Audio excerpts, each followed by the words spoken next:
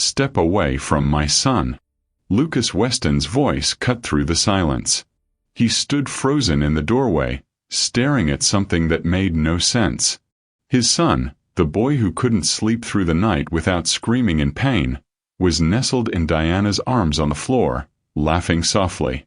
And his maid was holding him like she'd done it 1,000 times before.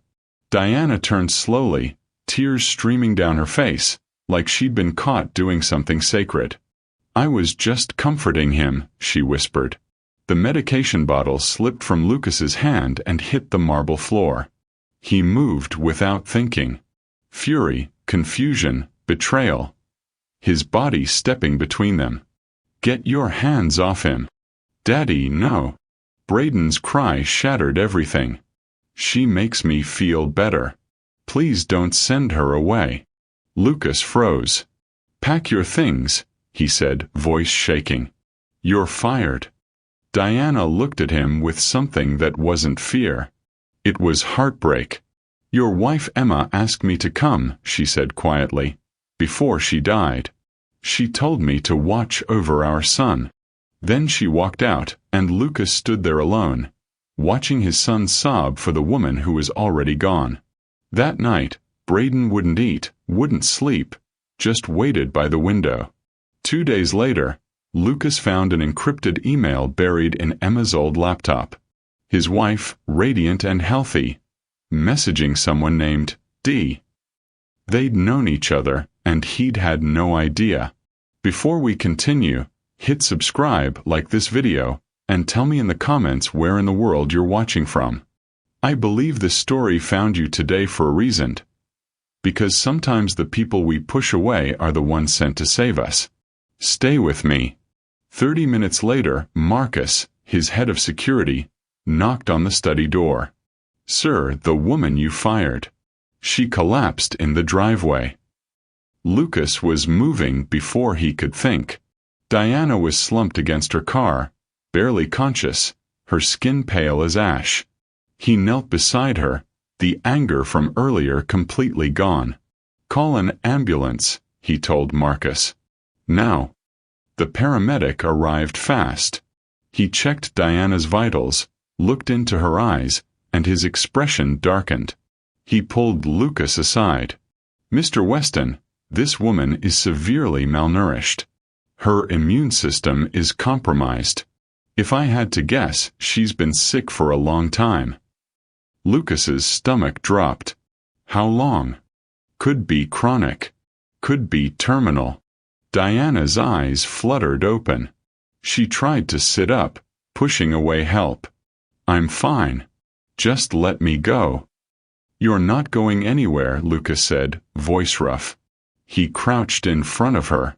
"Tell me the truth. Why did you come here? If you're sick, why risk everything for my son?" Diana stared at him for a long moment. Then her face crumpled, and she said the words that shattered everything.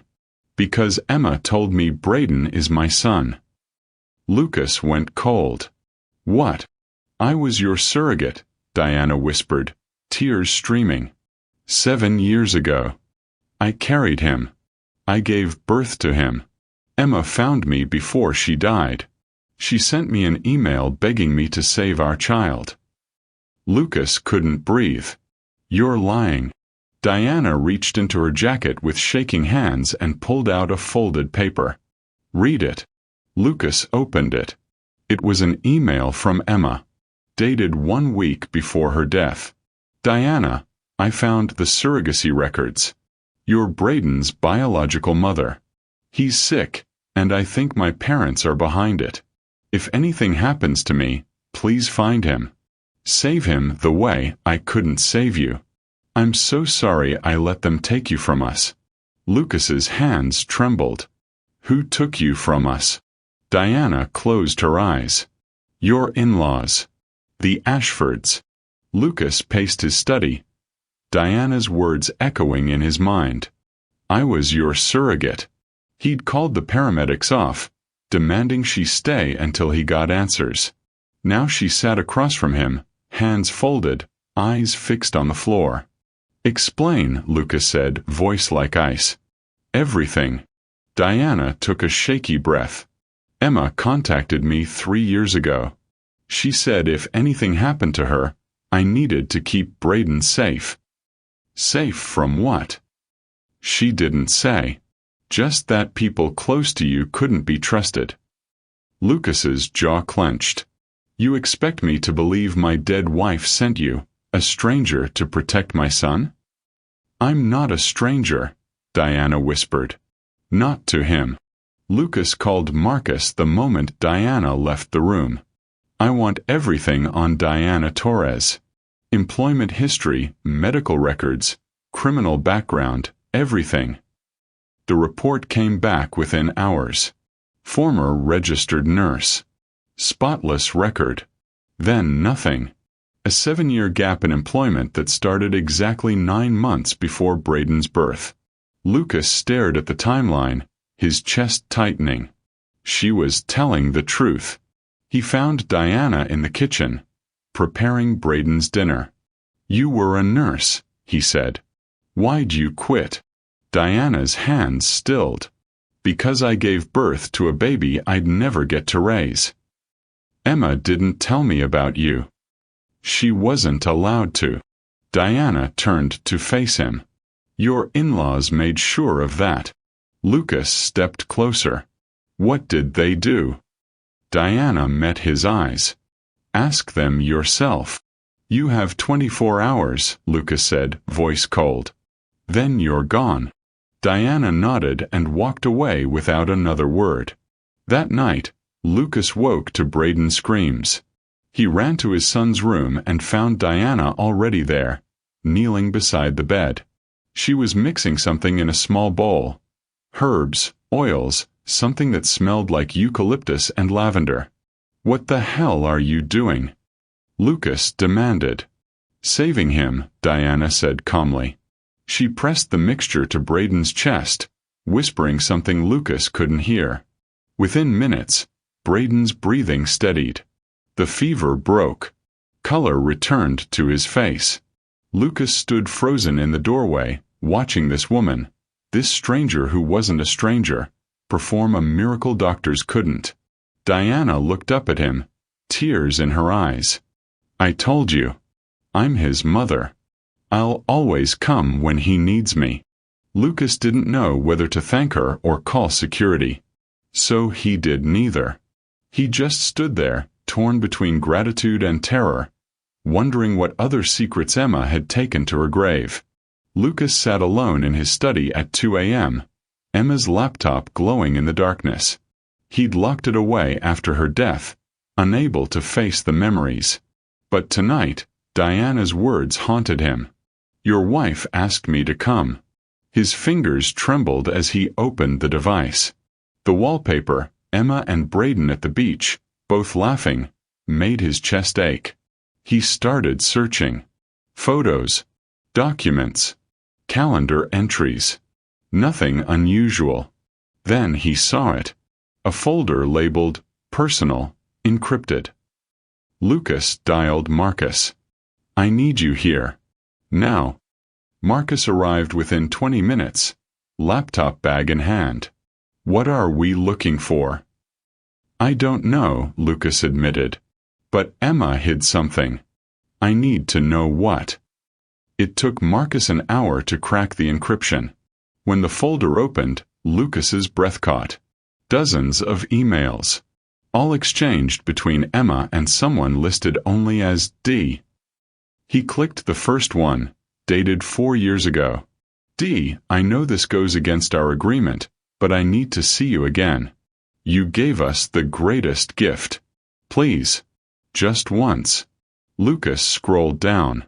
The reply was brief. Emma, we both signed the contract. I can't. I'm sorry. He opened another email, this one from 2 years ago. Just months before Emma's death.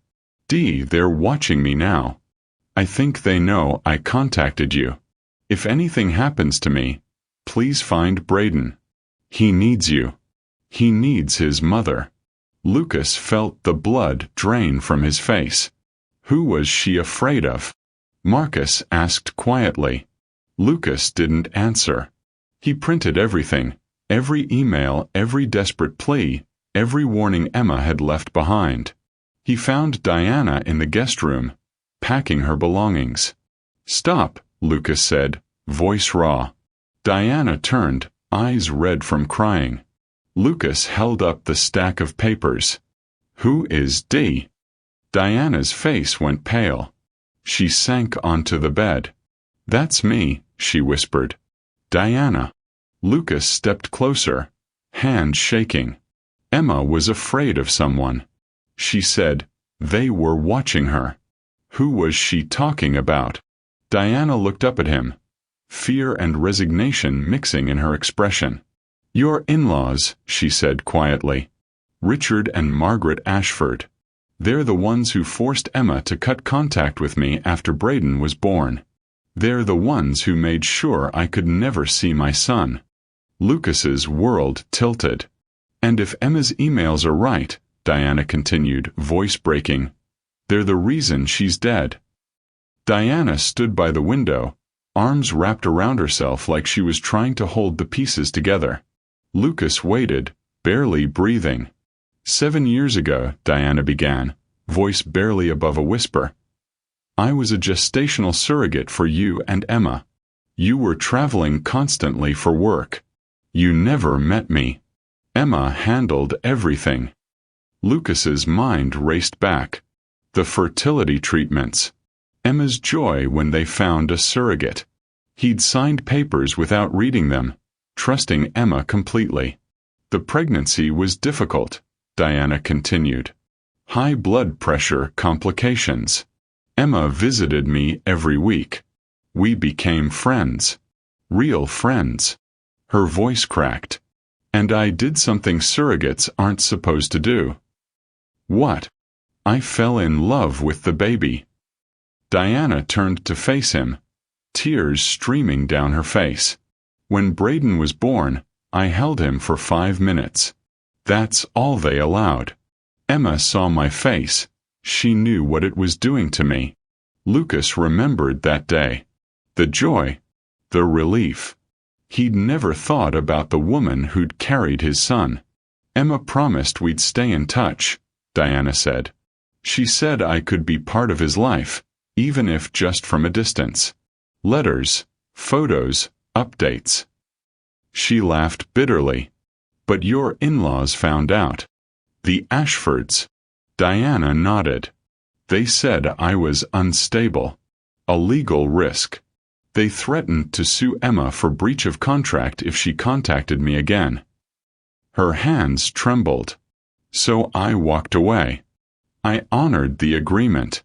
But it destroyed me." 3 years ago Emma reached out," Diana said quietly. "She used an encrypted email. Said something was wrong with Braden. That he was getting sicker despite all the treatments. She suspected he was being deliberately kept sick." Lucas went cold. "By who?" "She didn't say. But she needed my help. My medical expertise. We were supposed to meet." Diana's voice broke. "The day before our meeting she fell down the stairs." "It was an accident." "Was it?" Diana met his eyes. "Because the police closed the case in 48 hours. No investigation. No questions. Your in-laws made sure of that." Lucas staggered backward. "You're saying they killed her?" "I'm saying Emma was afraid of them. And now she's dead." Lucas stared at this woman, this stranger who'd carried his son, loved him, lost him. "You're Braden's biological mother." Diana nodded, tears falling. "I carried him. I gave birth to him. And I walked away because that's what the contract said." Her voice shattered. "But I never stopped loving him. Not for one single day." Lucas arrived at the Ashford estate unannounced. Richard answered the door, martini in hand, eyebrows raised in mild surprise. "Lucas, this is unexpected. We need to talk about Emma. And Diana Torres." Richard's expression didn't change, but something flickered behind his eyes. "Come in." Margaret sat in the living room, perfectly poised, pearls gleaming. She didn't stand when Lucas entered. "I found Emma's emails," Lucas said without preamble. "She was afraid of you. Both of you." Richard set down his glass slowly. "Emma was mentally unstable in her final months. Surely you noticed." "She wasn't unstable. She was terrified." Margaret's laugh was cold. "She was paranoid, Lucas. That woman, Diana, manipulated her, preyed on vulnerable women for money. Diana was our surrogate, Emma's friend." "Diana," Richard said, voice hardening, "violated her contract. She was unstable, obsessive. We protected our daughter from a dangerous situation. By threatening to sue her? By enforcing a legal agreement," Margaret replied coolly. Richard stood, buttoning his suit jacket. "Let me be clear, Lucas. As trustees of Emma's estate and board members of Weston MedTech, we have considerable influence over both Braden's future and your company." "Is that a threat?" "It's a reality." Richard stepped closer. "Fire Diana Torres.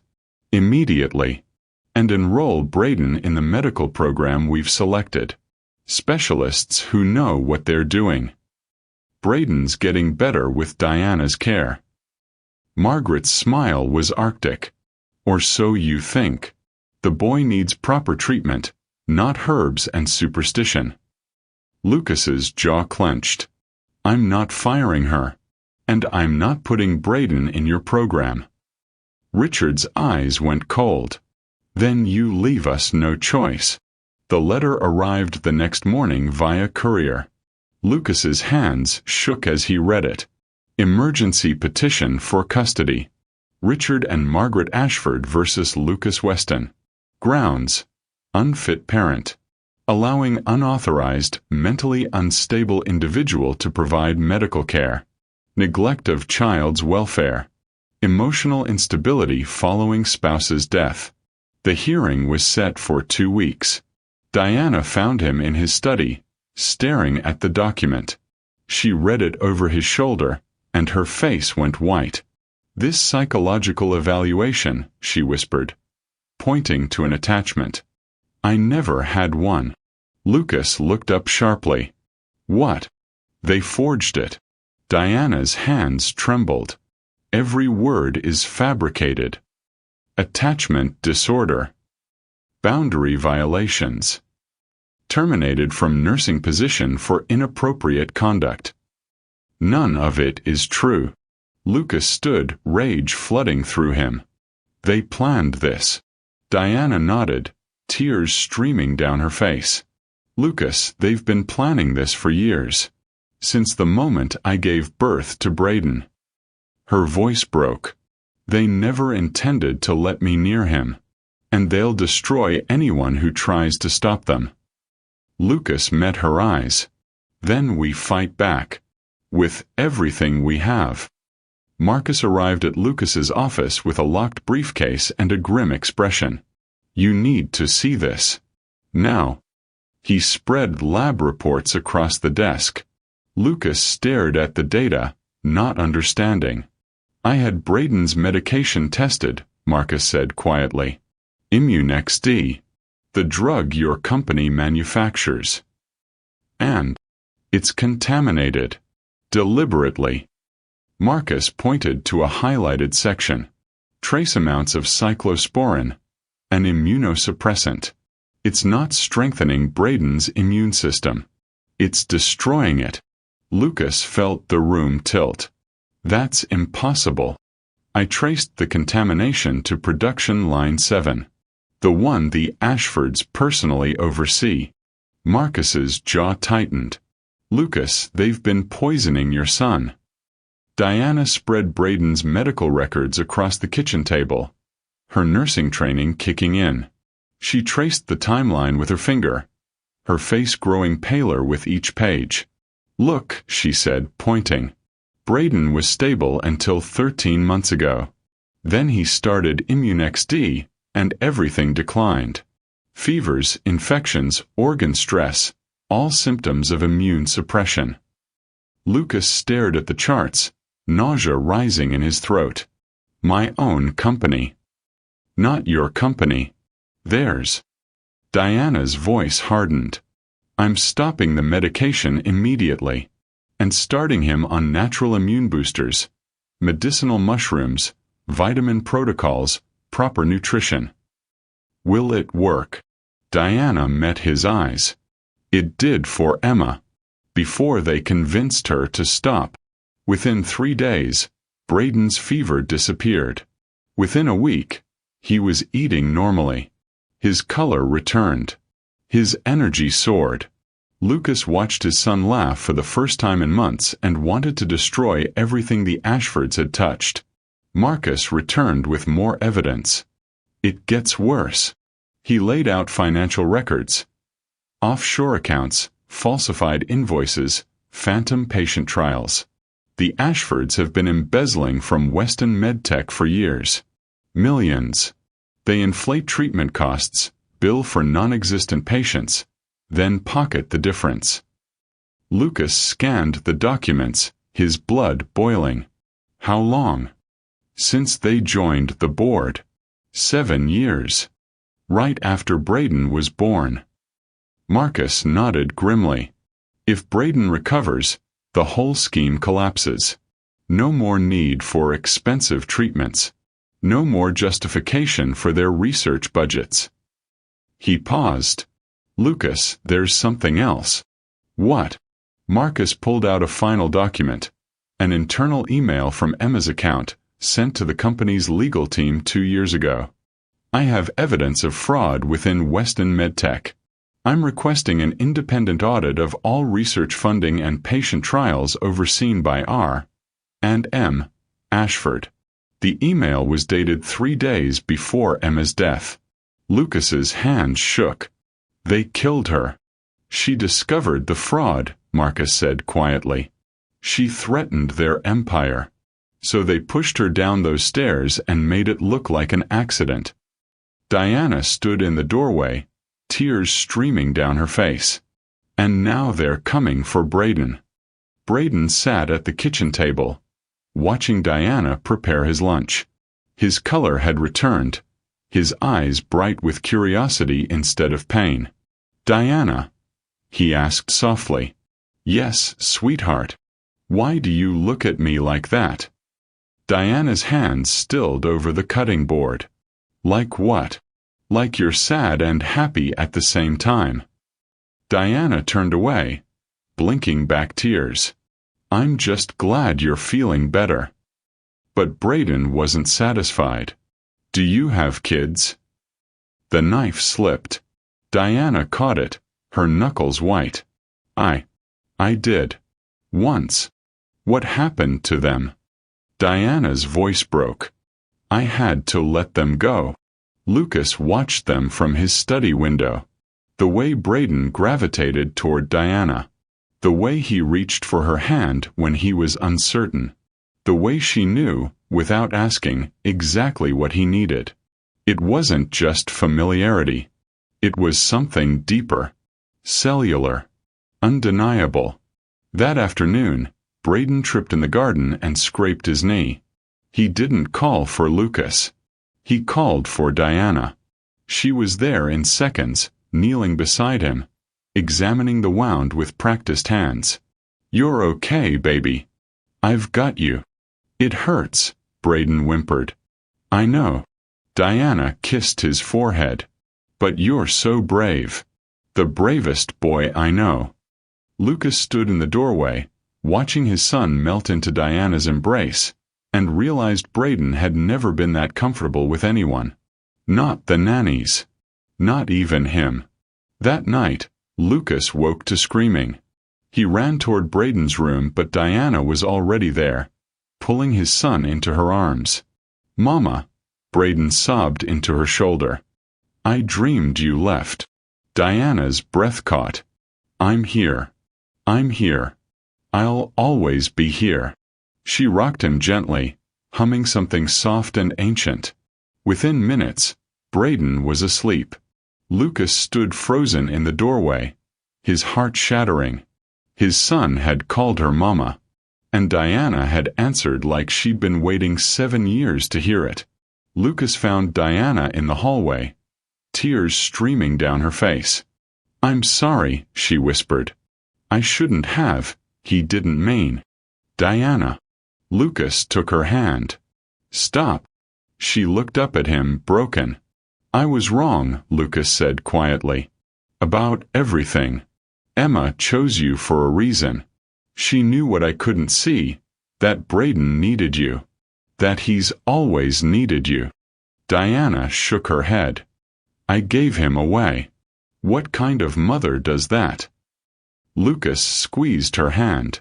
The kind who put his needs above her own. The kind who walked away so he could have a better life. His voice cracked. "Emma knew that. That's why she trusted you. That's why she brought you back." Diana collapsed against him, sobbing. "I never stopped loving him. Not for 1 second." "I know," Lucas whispered. "And so does he." The courtroom was sterile and cold. Lucas sat beside his attorney, Diana on his other side, both rigid with tension. Across the aisle, Richard and Margaret Ashford sat perfectly composed, their lawyer arranging documents with theatrical precision. Judge Morrison, a man Lucas later learned had received substantial campaign contributions from Ashford Industries, called the hearing to order. The Ashford's attorney stood, his voice smooth and practiced. "Your Honor, this is a case about a child's welfare. Braden Weston is chronically ill and requires specialized care. His father, Mr. Weston, is an absent workaholic who prioritizes his company over his son's health." Lucas's jaw clenched. "Furthermore," the attorney continued, "Mr. Weston has allowed an unauthorized individual, Ms. Diana Torres, to provide medical treatment without credentials or oversight. Ms. Torres is a former surrogate with documented psychological issues." He slid documents across to the judge. "A psychiatric evaluation confirms Ms. Torres suffers from attachment disorder. She was terminated from her nursing position for inappropriate conduct with patients." Diana's hand shook. Lucas grabbed one, squeezing tight. Lucas's attorney fought back. "Your Honor, Ms. Torres's credentials are impeccable. She was never terminated, she resigned. And this psychiatric evaluation is fabricated." "Objection," the Ashford's attorney interrupted. "The evaluation is notarized and signed by a licensed psychiatrist." Judge Morrison barely glanced at Lucas's attorney. "Overruled." "Continue." Margaret Ashford took the stand, her performance flawless. "Braden needs stability. Professional care. My husband and I can provide that. Lucas is never home. And this woman," she gestured toward Diana with disdain, "is obsessed with a child that isn't hers." Lucas watched the judge nodding along, and his stomach dropped. They were going to lose. Just as the judge opened his mouth to rule, the courtroom doors slammed open. Marcus strode in, briefcase in hand. "Your Honor, I have urgent evidence." Judge Morrison frowned. "This is highly irregular. It's regarding Emma Weston's death." Marcus's voice cut through the room like a blade. The Ashfords went rigid. Marcus approached the bench, pulling out enlarged autopsy photos. Emma Weston's death was ruled accidental. But these bruising patterns are inconsistent with a fall. She was pushed. The courtroom erupted. Judge Morrison's eyes widened as he examined the photos. "Furthermore," Marcus continued, "I have financial records proving Mr. and Mrs. Ashford have been embezzling from Weston MedTech and deliberately contaminating medication to keep Braden sick." Margaret's face drained of color. Richard stood abruptly. "This is absurd." "Your Honor," Marcus interrupted, "Emma Weston discovered this fraud. 3 days later she was dead. Judge Morrison slammed his gavel. Recess. 30 minutes. The Ashfords stormed toward the exit, their lawyer scrambling after them. Diana grabbed Lucas's arm. They're not going to let this go. Lucas watched them disappear through the doors, and ice filled his veins. His phone rang. Braden's school. Mr. Weston, I'm calling to confirm. Braden's grandparents picked him up early for a doctor's appointment? Lucas's world stopped. What? They had authorization on file. They picked him up 20 minutes ago. The phone slipped from Lucas's hand. Diana's face went white. No. No, no, no. Lucas was already running. Lucas's phone rang at 9 p.m. unknown number. His hands shook as he answered. Richard Ashford's face filled the screen, cold and triumphant. Hello, Lucas. Behind him, a hospital bed. Braden lay unconscious, IVs in both arms, monitors beeping softly. You son of a... Lucas's voice broke. He's sedated, Richard said calmly. Resting comfortably. For now. Diana grabbed Lucas's arm, staring at the screen with horror. What did you do to him? Nothing yet. Richard's smile was cruel. Tomorrow morning, we're performing a necessary medical procedure to stabilize his condition. After that, he'll require lifelong care. Care that only we can provide. Lucas's blood turned to ice. What procedure? You don't need the details. You just need to make a choice. Richard leaned closer to the camera. Sign over your shares of Weston Medtech. Revoke Diana's access. Drop all accusations against us. Or you'll never see your son conscious again. The screen went dark. Marcus was already on his laptop, fingers flying across the keyboard. I'm tracing the call. Give me 60 seconds. Diana paced, her hands pressed against her mouth, tears streaming. Lucas stood frozen, his world collapsing. Got it. Marcus looked up, his face grim. Ashford Medical Center. 2 hours north. It's a private facility owned by a subsidiary of the Ashford Family Trust. Lucas was already grabbing his keys. Let's go. Wait. Marcus pulled up medical records on his screen. I hacked their system. They're scheduling a procedure for 6 a.m. tomorrow. Neurological stabilization. Diana leaned over his shoulder, her nursing training kicking in. She read the surgical notes and her face went white. Oh God! What is it? Lucas demanded. This isn't stabilization. It's a lobotomy. Diana's voice shook. They're going to cause permanent brain damage. Make him dependent on them forever. Lucas felt sick. We call the police. Now. Marcus shook his head.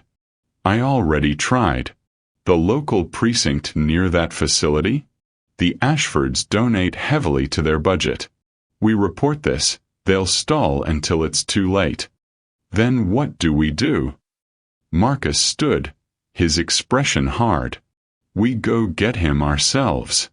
Diana grabbed Lucas's arm, her eyes fierce despite the tears. I lost him once when I gave him up. I won't lose him again. Whatever it takes. Lucas looked at this woman, this mother who'd carried his son, loved him, sacrificed everything for him. Whatever it takes. Marcus opened a case containing equipment Lucas had never seen. Former FBI, remember? I know how to breach secure facilities. This is insane, Lucas said. So is letting them destroy your son's brain. Marcus loaded a weapon. We have 8 hours before that procedure. We leave now, we might make it. Diana was already at the door. Then let's go. They drove through the night.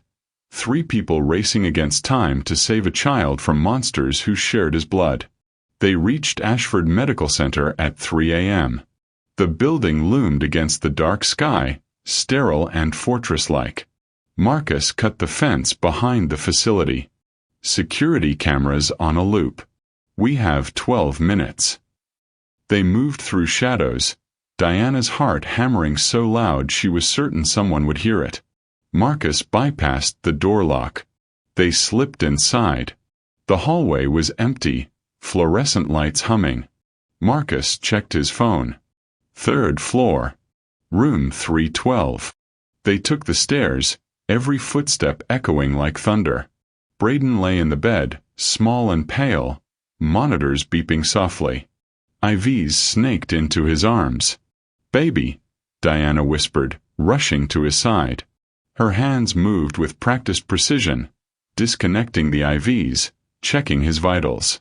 Lucas stroked Braden's hair, his voice breaking. "We're here, son. We've got you." How touching. They spun around. Margaret Ashford stood in the doorway, security guards flanking her. Her smile was victorious. "You're too late," Margaret said. "We've already contacted the authorities. You're kidnapping a child under legal protective custody." Lucas stepped forward, rage flooding through him. "You were going to destroy his brain. We were going to save him. From you. From her." Margaret's eyes were cold. "Now you'll both go to prison." Marcus stepped forward, holding up his phone. "Funny thing about that." Margaret's smile faltered. "I've been recording everything," Marcus said, "including your confession at the courthouse, tampering with Emma's autopsy, ordering contaminated medication. All of it." Margaret's face drained of color. "And my former colleagues at the FBI?" Marcus continued. "They're very interested in your operation." As if on cue, sirens wailed outside. Moments later, federal agents stormed the building. "Margaret and Richard Ashford," an agent announced. "You're under arrest for murder, fraud, kidnapping, and conspiracy." Margaret lunged toward Braden, but Diana blocked her, fierce and protective. "You'll never touch him again." As the Ashfords were led away in handcuffs, Braden's eyes fluttered open. "Daddy." His voice was small, confused. "Diana." Lucas kissed his forehead, tears streaming. "We're here, buddy. We're both here." Diana took his hand, her voice breaking. "And we're never letting you go." Braden looked between them, his eyes clearing. "Are we going home?" "Yes, baby," Diana whispered. "We're all going home." The garden was warm with afternoon sun. Lucas stood on the porch, watching Diana kneel beside Braden, teaching him to plant tomatoes. "You have to be gentle," Diana said, guiding his small hands. "Press the soil down softly." Braden looked up at her with complete trust. "Like this, Mom." Diana's eyes filled with tears every time he called her that. "Perfect, sweetheart." The Ashfords were in prison. Murder, fraud, kidnapping, conspiracy. The trials had been brutal, but justice was finally served. Lucas had rebuilt Weston MedTech from the ground up, focusing on ethical practices and affordable care. And Diana, through a landmark surrogacy rights case, had been legally recognized as Braden's co-parent. Braden knew the truth now. About Diana. About Emma. About everything. And somehow, knowing he had two mothers who loved him, one watching from heaven, one here beside him, made him feel safer than ever. "Dad, look." Braden ran toward Lucas, cupping something carefully in his hands. "I caught a butterfly." Lucas knelt down, peering at the delicate creature. "Beautiful. Can we let it go?" Braden asked. Lucas smiled. "Always." They opened Braden's hands together. The butterfly rested for a moment, then soared into the sky. Lucas thought about Emma, about how she'd brought Diana back into their lives, knowing they'd all need each other. About second chances. about the family he'd lost and the family he'd found. Diana stood beside him, slipping her hand into his. Something had been growing between them. Gratitude, respect, maybe even love. "Thank you," she whispered, "for letting me be his mother." Lucas squeezed her hand, his throat tight. "Thank you for never giving up on him. On us." Braden ran back to the garden, laughing, healthy, whole. And in that moment, surrounded by life and light and love, Lucas understood. Family isn't about blood or contracts or legal documents. It's about the people who show up when everything falls apart and refuse to leave until everyone is home. Sometimes God sends help in ways we'd never expect, through strangers who become family, through pain that becomes purpose, through losses that lead us home. If this story touched you, share it with someone who needs to hear it today. Thank you for watching this story to the end. If you enjoyed this story, let me know in the comment where you are watching from, because tomorrow I will be giving you another beautiful story just as interesting as this one, and you don't want you to miss it for anything.